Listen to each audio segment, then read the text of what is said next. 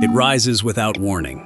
From the flat, sun-scorched plains of Northern California, a colossus of rock and ice punches through the horizon. 14,000 feet of ancient volcanic fury frozen in time.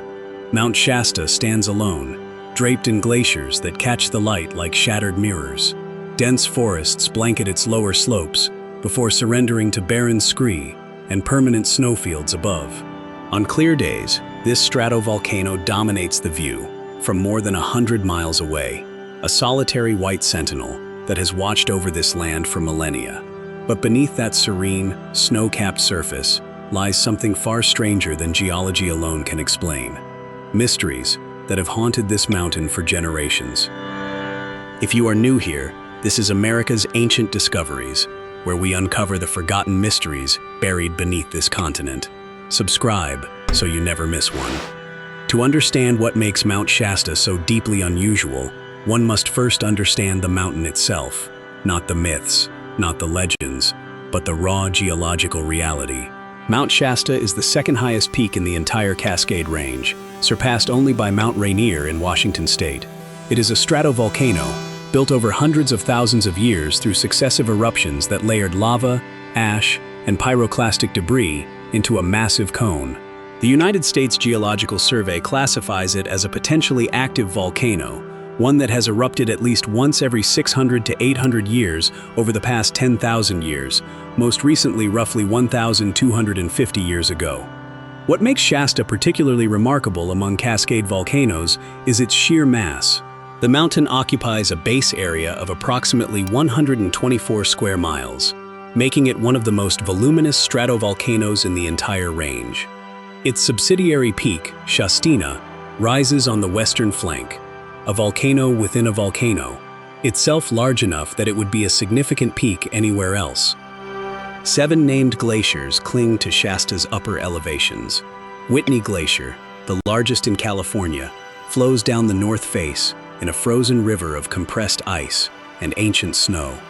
These glaciers are not relics of a forgotten ice age.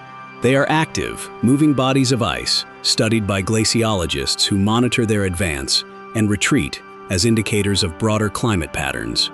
Research has tracked measurable glacial retreat on Shasta over the past century, though the mountain's extreme elevation has preserved its ice cover more effectively than many comparable peaks. But the geological significance of Mount Shasta extends well beyond its glaciers. The Uskis Cascades Volcano Observatory monitors the mountain continuously, measuring seismic activity, ground deformation, and gas emissions. The towns of Weed, Mount Shasta City, McLeod, and Dunsmuir all sit within potential hazard zones for lahars, pyroclastic flows, and ashfall. A major eruption, while unlikely in any given year, remains a geological certainty over longer timescales. The mountain is not dormant, it is sleeping. What the record actually shows, however, is that long before any European geologist set foot near the mountain, the indigenous peoples of the region understood its power in terms that science is only now beginning to appreciate. The Karuk people, whose ancestral territory encompasses the region, have maintained oral traditions about Mount Shasta for countless generations.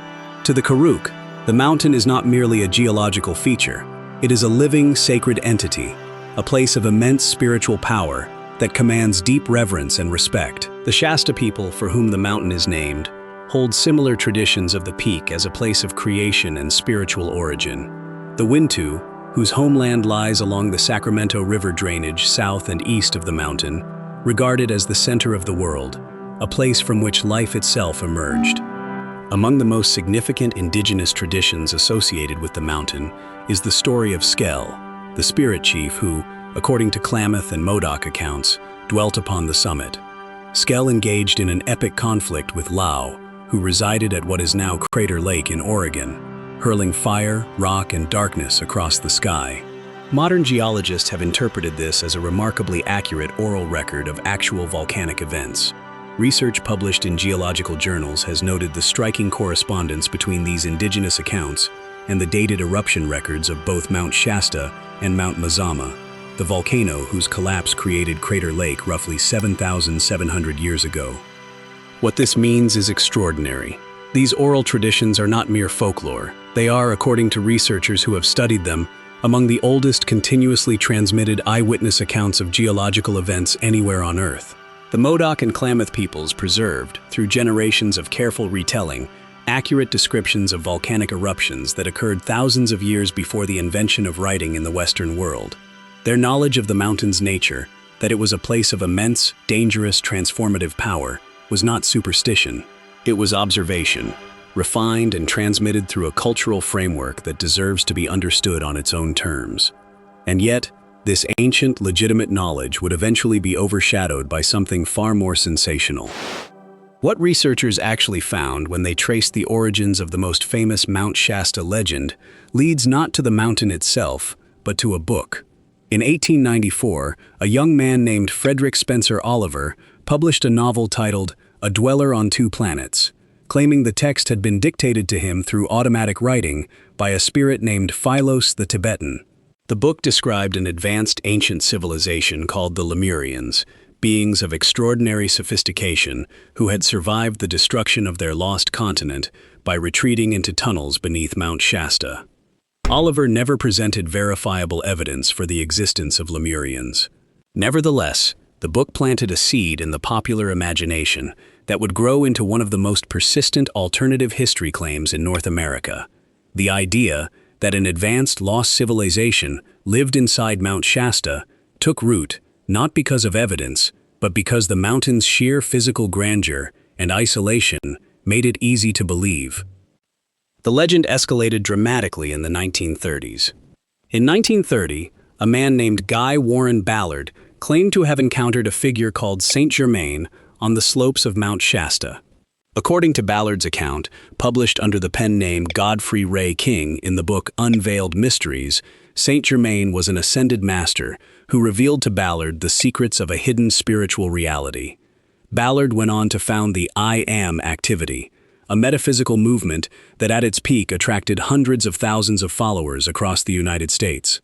The movement's theology was elaborate, syncretic, and deeply tied to the mystique of Mount Shasta as a place of hidden spiritual power. Whether Ballard genuinely believed in his experiences or fabricated them remains debated. What is not debated is the effect. The I Am movement cemented Mount Shasta's reputation as a site of occult significance, drawing seekers, mystics, and alternative researchers to the mountain in numbers that have never fully receded. But it was a story from 1934 that would become perhaps the most tantalizing and most disturbing episode in the mountain's modern mythology. We are about to reveal what happened to the man who claimed he found a lost city inside this mountain. But first, if this story has you hooked, hit subscribe so the algorithm keeps bringing you these deep dives. A man identified as J.C. Brown reportedly appeared in Stockton, California in the early 1930s with an astonishing claim. According to accounts compiled by researchers of regional folklore, Brown stated that years earlier, while working as a prospector and geologist for the Lord Cowdray Mining Company of England, he had discovered a tunnel on the slopes of Mount Shasta. The tunnel, Brown allegedly said, led deep into the mountain, opening into a series of chambers that contained gold artifacts, hieroglyphic writings on the walls, and the remains of beings far larger than ordinary humans, skeletons reportedly measuring up to 10 feet in length. Brown's story was detailed, specific, and delivered with apparent conviction. He attracted the attention of dozens of people in the Stockton area, eventually organizing an expedition of approximately 80 individuals who agreed to accompany him back to the mountain and locate the entrance to the tunnel. The group made preparations. They set a departure date. They waited. And on the night before the expedition was scheduled to leave, J.C. Brown vanished. He was never seen again. No trace of him was ever found. No record of his employment with the Lord Cowdray Mining Company has been independently verified. The tunnel he described has never been located. The 80 people who had signed on for his expedition were left standing at their meeting point, waiting for a man who would not come. What the evidence suggests about the Brown case is deeply ambiguous. Skeptics point to the complete absence of corroborating documentation. No mining company records, no geological survey reports, no physical evidence of any kind. The story bears all the hallmarks of a confidence scheme, though what Brown stood to gain remains unclear. He collected no money, he sold no shares, he simply disappeared. If Brown was a fraud, his behavior was atypical. con artists generally stay to collect. They do not vanish on the eve of their supposed triumph. Some researchers have speculated that Brown may have encountered something real, perhaps a natural cave system or lava tube that he subsequently exaggerated, and that his disappearance may have been connected to individuals who did not want the location revealed. The truth is that the J.C. Brown case remains unresolved because the primary witness removed himself entirely from the narrative, leaving behind nothing but questions. And yet, the geological reality of Mount Shasta makes the idea of extensive underground spaces not entirely implausible. Volcanic mountains frequently contain lava tubes, natural tunnels formed when the outer surface of a lava flow hardens while molten rock continues to drain beneath. Lava tubes can extend for miles, reach heights of dozens of feet, and create chambers of considerable size. The Cascades are home to some of the longest and most extensive lava tube systems in North America. While no mapped lava tube system beneath Mount Shasta matches Brown's description, the mountain's volcanic history means that unexplored cavities almost certainly exist within its structure. Not ancient cities, not 10-foot skeletons, but real, unmapped geological spaces that have never been fully surveyed. The unexplained phenomena associated with Mount Shasta extend beyond buried legends and missing prospectors. Over more than a century, the mountain has accumulated a record of strange disappearances that, while individually explainable, collectively form an unsettling pattern. Hikers have vanished on trails that should have been straightforward.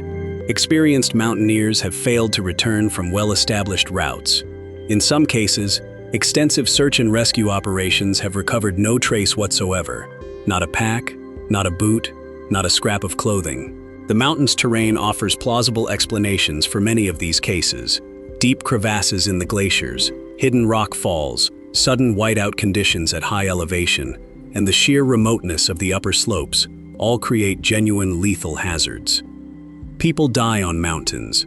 It is a tragic but unremarkable fact of wilderness travel. What has struck some observers, however, is the frequency with which disappearances on Shasta result in absolutely no remains being found. Mountains generally give back their dead, eventually. Glaciers calve, snow melts. Erosion exposes what was hidden. On Shasta, some of those who have vanished seem to have been erased entirely. Whether this reflects the mountain's particular geology, its deep volcanic structure, its extensive snow cover, its remote and rugged terrain, or something less easily categorized, remains a matter of perspective. Then there are the lights. Reports of strange, luminous phenomena on and around Mount Shasta date back to at least the 1800s. Witnesses have described glowing orbs moving along the mountain's ridgelines, pulsating lights near the summit, and disc-shaped luminous forms hovering over the peak. These reports have persisted across generations and have been made by individuals with no apparent connection to the metaphysical communities that frequent the area. What the scientific explanation actually reveals is both more mundane and more fascinating than the supernatural interpretation. Mount Shasta's enormous mass and steep profile create a phenomenon well known to atmospheric scientists: lenticular clouds. These lens-shaped formations develop when stable, moist air flows over a mountain peak, creating standing waves in the atmosphere. The resulting clouds can be strikingly symmetrical, stacked in layers, and eerily stationary even in strong winds. At sunrise and sunset, they glow with intense, unearthly colors that shift and pulse as the angle of light changes. At night, illuminated by moonlight, they can appear to hover over the mountain like luminous discs. The resemblance to popular conceptions of unidentified flying objects is remarkable, and atmospheric scientists have documented the specific conditions that make Shasta an unusually prolific generator of these formations. This does not mean that every light reported on Mount Shasta is a lenticular cloud. It means that a well-documented atmospheric phenomenon provides a verified explanation for a significant percentage of such sightings. Science does not claim to have explained everything. It claims to have explained some things, and to remain open to further data. What the modern relationship between Mount Shasta and American culture reveals is a tension that runs far deeper than debates about lost civilizations or unusual lights. Since the publication of Oliver's book and the rise of the I Am movement, Mount Shasta has become one of the most prominent sites in the American New Age landscape. Every year, thousands of visitors arrive seeking spiritual experiences, meditating on the mountain's slopes, performing ceremonies, visiting the shops and healing centers that have proliferated in Mount Shasta City and surrounding communities. Dozens of books have been written about the mountain's alleged metaphysical properties. It has been called a power vortex, a cosmic portal, and a multi-dimensional gateway. For the indigenous peoples whose connection to the mountain predates these claims by thousands of years, this appropriation carries a weight that is rarely acknowledged. The Karuk, Shasta, Wintu, and Modoc traditions regarding Mount Shasta are not New Age spirituality. They are the living religious and cultural heritage of peoples who were nearly destroyed by colonization, forced removal, and systematic cultural suppression. When their sacred mountain is repackaged as a site for crystal healing and channeled messages from Lemurian elders, something important is being lost, not added. Tribal leaders and indigenous scholars have spoken about this tension with remarkable nuance. They do not generally deny that the mountain possesses power. Their own traditions affirm exactly that.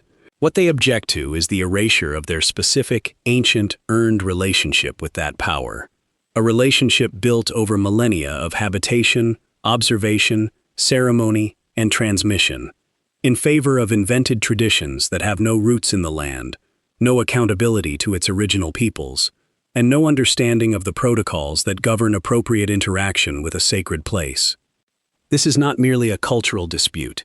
It has practical consequences. Increased foot traffic from spiritual tourism contributes to erosion on sensitive alpine meadows. Unauthorized ceremonial fires have damaged fragile ecosystems.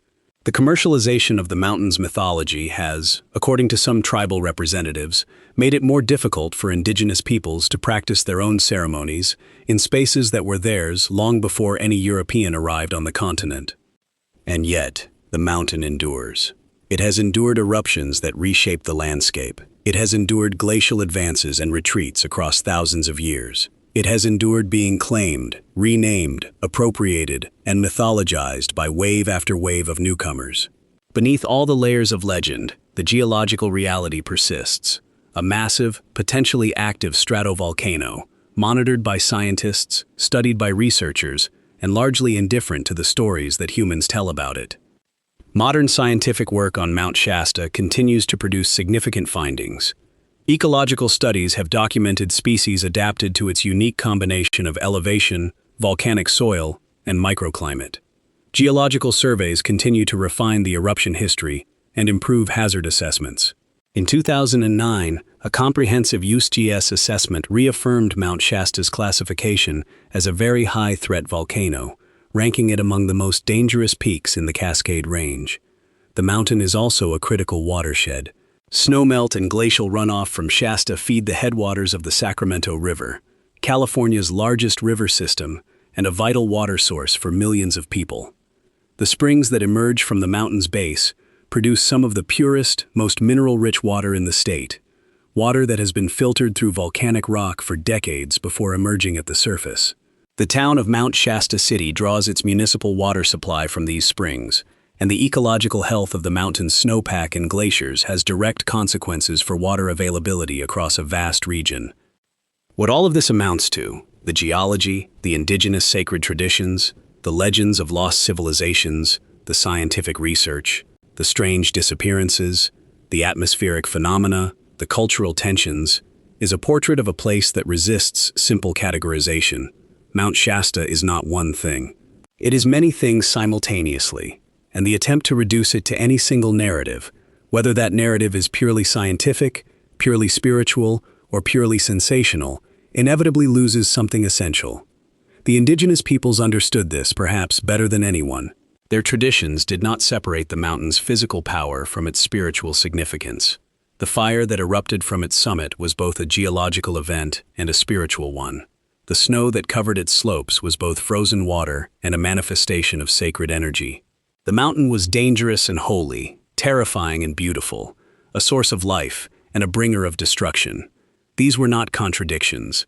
They were complementary aspects of a reality too large and too complex to be captured by any single framework. Modern science, in its own way, arrives at a similar humility. Geologists can describe the mountain's eruptive history with remarkable precision. They can date lava flows, map pyroclastic deposits, model lahar trajectories, and calculate probabilities. But they cannot predict exactly when the mountain will wake again, or what form that awakening will take. The mountain keeps its own counsel. It operates on timescales that dwarf human experience, and it reminds anyone who pays attention that the solid ground beneath our feet is, on a geological timescale, anything but permanent. As for the legends, the Lemurians, the underground cities, the 10-foot skeletons, the vanishing prospectors, they occupy a space that neither science nor indigenous tradition fully accounts for. They are part of the mountain's story now, whether the mountain asked for them or not. They reflect something real about the human encounter with landscapes of overwhelming scale and antiquity, the impulse to fill the unknown with stories, to populate the dark spaces with meaning, to insist that a place this extraordinary must contain secrets proportional to its grandeur. Perhaps it does. Perhaps the tunnels are there, unmapped and waiting. Perhaps the lights have explanations that current science has not yet formulated. Perhaps the mountain's deepest chambers hold things that would rewrite what we think we know. Or perhaps the mountain's greatest secret is the one that has been in plain sight all along, that it is exactly what it appears to be, a vast and ancient volcano, alive with geological force, crowned with ice, wrapped in cloud, standing where it has stood for hundreds of thousands of years, holding within its frozen slopes a record of fire and time that no human story, however elaborate, can fully contain. The only certainty is that Mount Shasta is not finished. The glaciers continue to move. The magma chamber, deep beneath the surface, retains its heat. The Yuska's sensors continue to listen. And the mountain, indifferent to all the names it has been given and all the legends it has inspired, continues to wait. If this story made you think, drop a comment with what you believe is really hiding inside Mount Shasta. And if you have not subscribed yet, now is the time to join us for the next discovery.